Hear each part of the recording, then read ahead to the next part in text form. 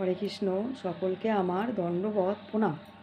আম এবং নিম এই দুই কিন্তু তাদের নিজেদের স্থানে অত্যন্ত বিশেষ এবং অত্যন্ত শ্রেষ্ঠ।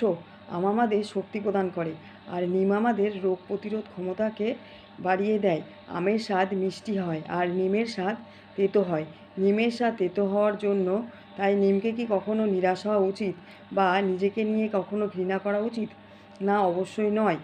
তাহলে দোষ কি তাহলে নিমের? না, অবশ্যই নয়। দোষ আসলে জিহ্বার, কারণ জিহ্বা মিষ্টি পছন্দ করে, তেতো পছন্দ করে না। আমাদের জীবনে আমরা যদি তেঁতোর প্রয়োগ না করি তাহলে আমাদের রোগ প্রতিরোধ ক্ষমতা কখনোই বাড়বে না। অর্থাৎ নিম অত্যন্ত গুরুত্বপূর্ণ।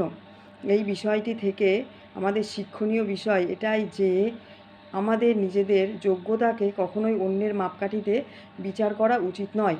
আমাদের নিজেদের যোগ্যতা, গুণ ও অবগুণ নিজেরাই বুঝে নেওয়া উচিত, আর সেটাই যথেষ্ট। হরে কৃষ্ণ।